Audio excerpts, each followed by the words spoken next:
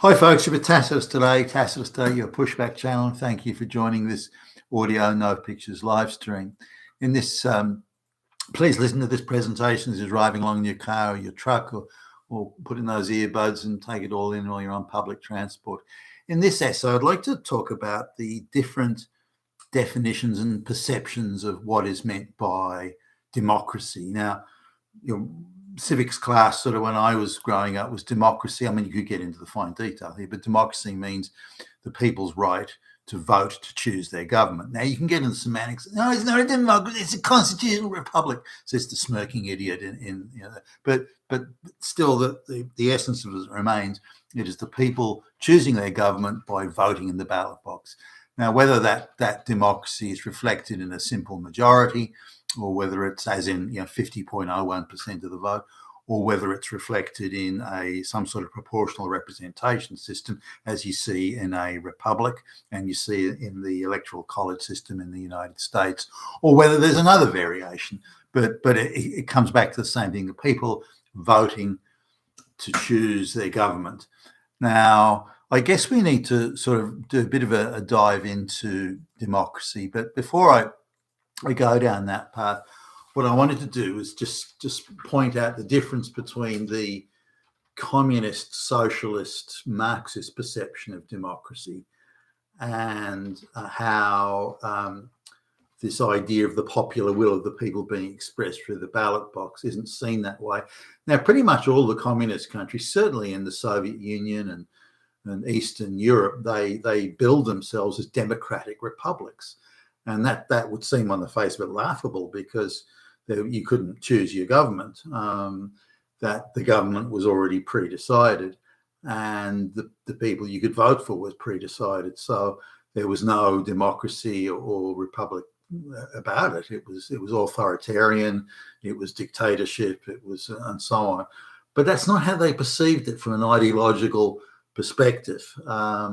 Now, democracy, and if you look at, say, even going back to Hegel, but particularly Marx and Engels and the Jewish concept of democracy, as in the kibbutz and that sort of stuff, and then going into, the international, socialist movements of the late 1800s, and you look at the activism of people like Trotsky and Lenin and other activist thinkers and writers during that time. Lenin put out quite a lot of stuff, Vladimir Lenin, and he was a rural sort of bush lawyer, Lenin, so he was able to think in and present more abstract concepts of law and the interaction of people with law. But nonetheless, Lenin really carrying on from the socialist thinking that was started by Marx, even earlier than that.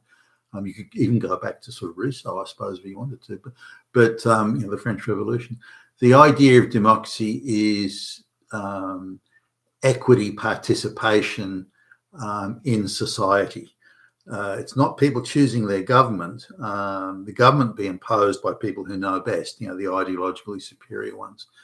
But democracy is the participation of the people in the society.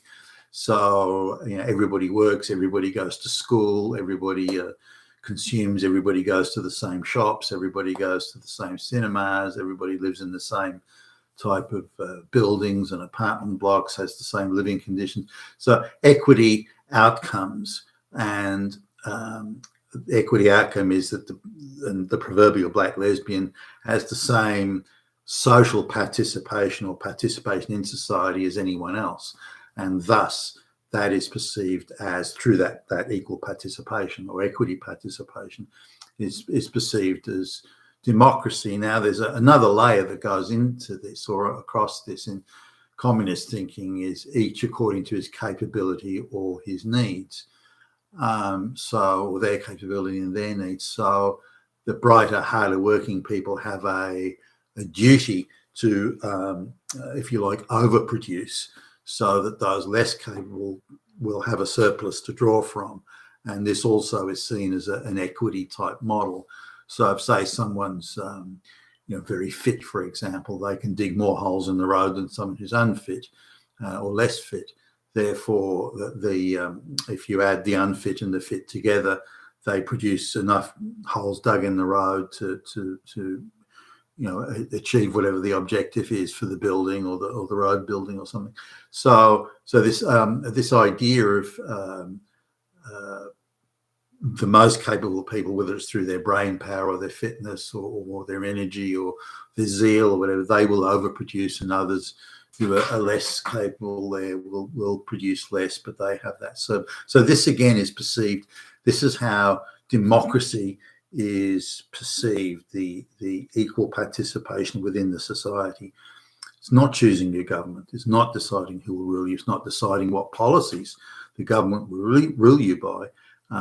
So when we look at the propaganda coming out from the globalists, remember there's a very, very rich capitalist elite, the Bill Gates and the Klaus Schwabs and all that sort of thing, a very rich capitalist elite that have the best of everything. But for the rest of us, the intention would appear to be a medieval feudal type of communism, socialism. Now, so when you hear the globalist propaganda say we're going to rescue our democracy from Donald Trump or from the far right fascists, we're going to rescue it from the AfD in Germany or Nigel Farage. We're against the fascists. We're for democracy, and we'll we'll protect our democracy. Our democracy is under threat, and all this sort of nonsense. They don't mean that it's the will of the people that through the ballot box will decide the government or the policies the government pursues. No. We're giving equality to black lesbians, motherfuckers, and that is the new standard for democracy. Now, they don't explain that or define it, but that's the reality that they can say, well, we're giving more social power to people who've traditionally had less social power, black people, for example, or again, black lesbians and so on, the LGBT, they've been historically oppressed and marginalized, and we're making sure they will have more social power or equal social power to the most socially powerful, which is untrue. The most socially powerful are the people sitting at the very top, the Bill Gates and they have the most social power and the political power and the financial power and all the other power. So this idea that equity is their purpose and their intention is nonsense, absolute nonsense, outrageous propaganda, lies upon lies. But it's a good line to throw as Marxism always has been to the people who have the least. Now, whether they have the least because they're the least capable or they're the laziest or the stupidest or the indolent, it doesn't matter. They have the least. That's the ideological sort of framework of things. And the reason you have the least is you have the least social power. We're going to make sure you have equal social power with those people who are driving nice cars and live in fancy houses. Well, that sounds good to me. So then they have this idea of equal social participation, which is the new or the neo-democracy that's being pushed on us. It's not democracy at all, of course. It's far from it, anything but democracy. But that is very much the communist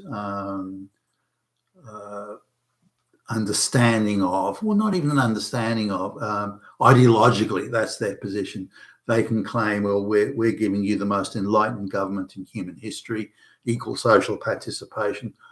No other government could possibly exist that could beat it or be better, or everything else is decadent and fascist and that's, this is the only government, and why would you want anything else? And if you think anything else could be better or might be better, then you're mentally deranged. I mean, we'll have to lock you up. There's nothing else for it.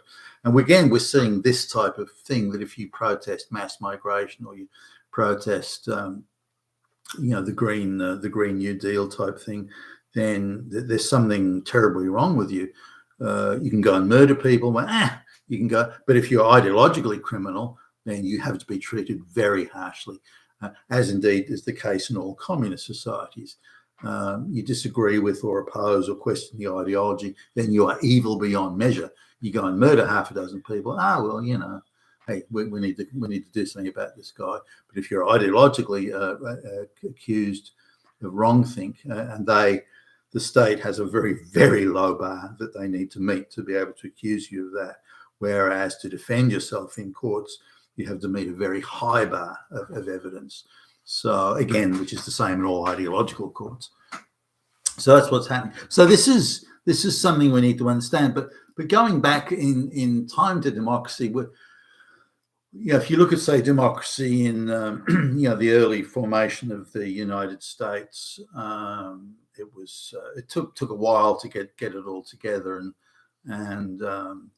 or you look at, say, something that was more stable and produced more continuity and was more measurable in terms of the steps it took, was democracy in Britain. That was the most democratic of the world's advanced economies, of all economies really at the time, or nation states at the time. So say around 1830, there was quite a small, less than 10% of the adult population got to vote, and there are various requirements. You had to be, I'm going from memory here, but I think you had to be over the age of 23, and you had to have a property qualification, so you had to have own a certain amount of property. So this heavily favoured the aristocratic class, of course. Or you had to have a certain income that favoured the aristocrats and now a lot of the upper end of the professional class. Or you had to be paying a certain amount of rent, which meant your income had to be. So no matter how you slice and dice that, I think somewhere in the order of 8 to 10% of the adult male population voting, and around 1% of the adult female population. So that meant that the people who had the biggest stake in society were having the biggest say in the selection of the government. And there's a lot to be said for that. It's not perfect, but a lot to be said for that.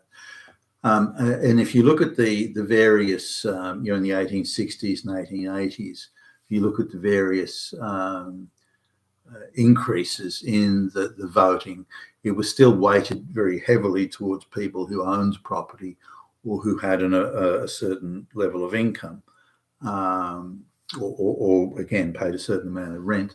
Now, this again favoured people who had the biggest stake in society and who were the best informed.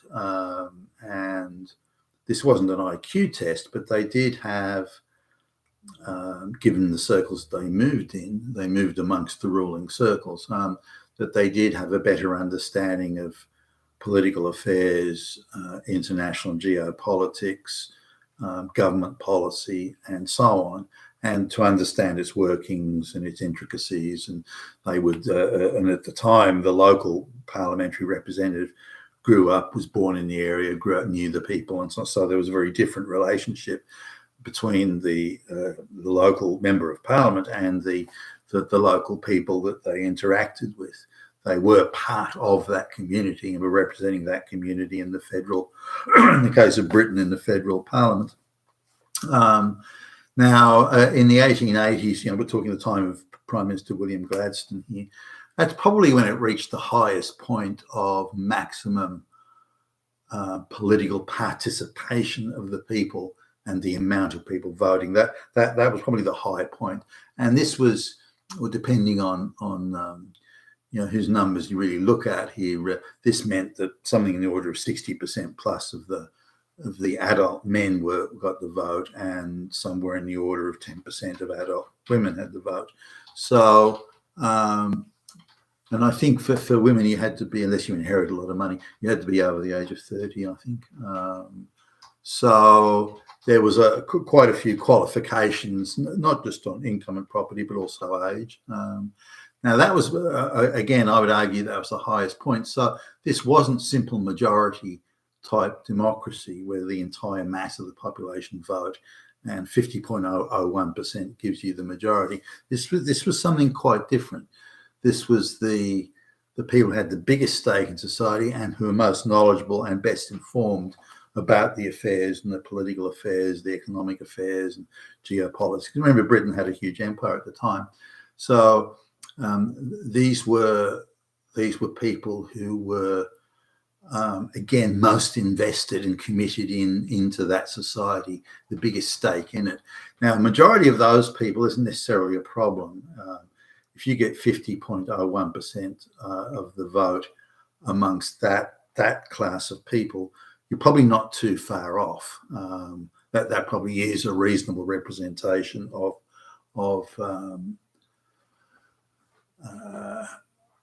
of a democratic process in the people, the best informed people, the ones with the biggest stake and the best informed are choosing the government. That's probably okay. The amount of the ill-informed or uninformed or don't give a shit informed type people, they're not really voting in any numbers that are worth thinking about. So now if we move forward to the Liberal government in the United Kingdom, these are the Liberals as in David Lloyd George and people like that, who came from a Welsh sort of mining town type background, like a working class background. And he was an unusually bright guy, very capable, hardworking, a guy who taught himself French by candlelight, by the way, and from a French English dictionary.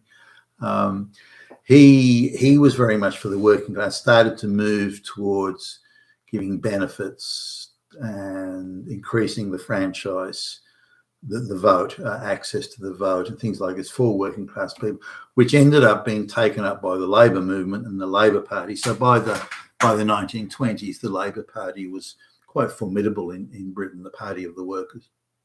They're not the party of the workers anymore. Now, with the mass mobilisation of all the resources of the nation in World War One, and it was the first fully mass industrial war that the world had seen, World War One, and the people were being conscripted into the armed forces by the millions, the many millions, multiple millions. And so the view of the workers and the unions at the time was, well, if you want us to lay our lives down for the country and to protect the interests of the wealthy, which is the primary beneficiaries, if you want us to, the citizen, the average worker, to lay their lives down for the country, then they should have the right to vote. Excuse me. And that's a fair enough thing. I've got no problem with that. You want people to go away and die on your behalf, then they have a right to choose their government or to have a say and vote for it.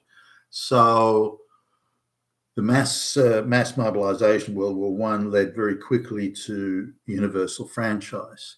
The continued, but then it was 21 or over, so to vote. But by the time the Vietnam War was coming around, and the 18-year-old men were being conscripted, or boys, soon as they turned 18 and they just finished high school, then they were getting conscripted into the armed forces to go and fight in Vietnam. Now, there were exemptions depending on, for example, if you were studying at university, things like that.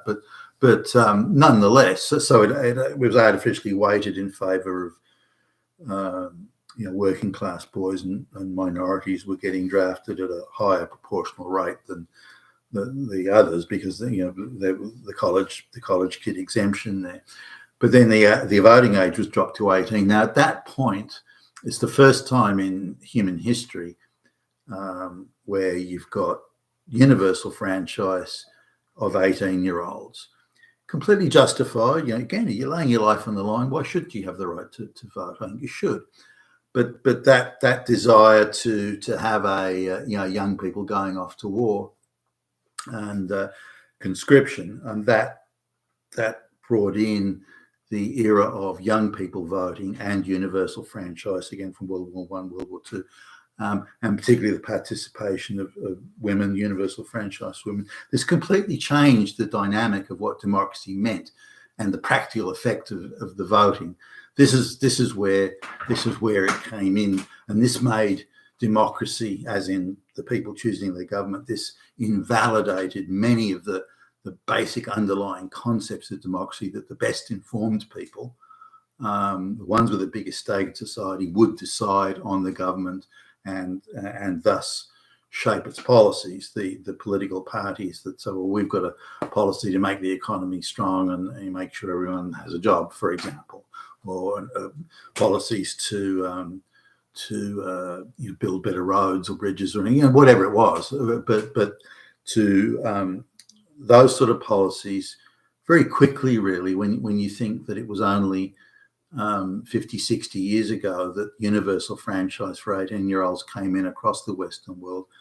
And you think how quickly things have gone downhill since then. And at that time, you can sense that the globalist machine that would have been lurking in the shadows at the time, which is now pretty much in control everywhere across the Western world, decided that we can't have majority of these ill-informed, hoi polloi working class ruffians at 18 years old deciding what will and won't happen. We have to make those decisions and impose it upon them.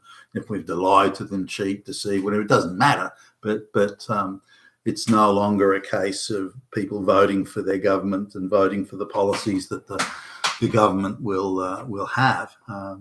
This is now where we have to go full circle and introduce the communist style of democracy. And we have to say, well, you can equally participate in the declining standard of living that we give you. And that is now what we're going to call democracy. But the idea that you working class lowlifes are going to decide what will and won't be, is no. And which is why the globalists try so hard to create race division, gender division, lifestyle division, LGBTQ propaganda. It's to weaken and undermine the very fabric of the idea that the people will choose their government. And when they're divided and they think that democracy means that black lesbians are presidents of all the banks or something like that, then the very concept of democracy or people choosing their government, again, whether it's a Republican style or a simple majority or something else, or limited franchise for the best informed and those with the biggest stake, it doesn't really matter. But the idea that the people will choose. So you effectively have if anything, maybe not even 1% of the people. I would argue somewhere between a fifth and a quarter of 1% of the people are making the decisions now, even less than that. And that's the rest of it. The rest of what was once democracy or people choosing the government is now imposed upon us as some form of social equity participation, and even that being a mirage. So that's where I think we're at in that, and that's the Soviet communist Marxist definition. And I'll add another, and I made just a couple of notes here, which I'll try and. So this idea of the Soviets had this idea of promoting equity of the supposed victim classes. But the purpose of it, as Lenin writes, wasn't to provide equity or equality for these victim classes, but to use the victim classes as devices to oppress and humiliate straight white males or the professional class. And so that was the idea of what Lenin was about, that they couldn't achieve social revolution until the straight white males, which today the globalists call Nazis and far right and far right. This was what the Lenin and his goons called the privileged classes. So the equity wasn't for the purposes of equity or to create equality for the black lesbians. Far from it.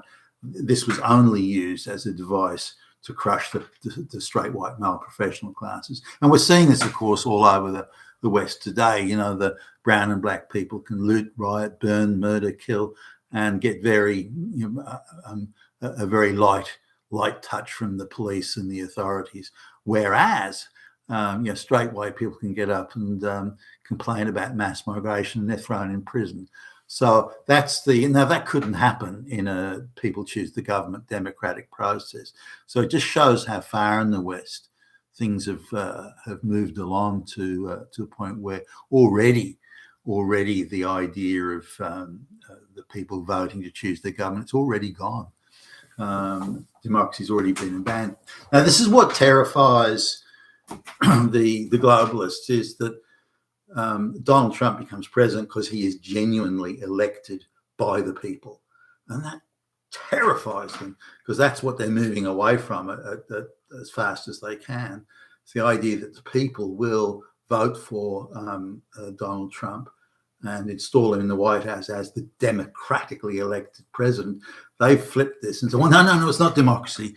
It's populist fascism. That's what we'll call it when the people vote for someone that they want to. If we impose a government on you without your agreement or consent, then we're now going to call that democracy because it gives higher levels of social participation to black lesbians. So that's the insanity that we're in at the moment.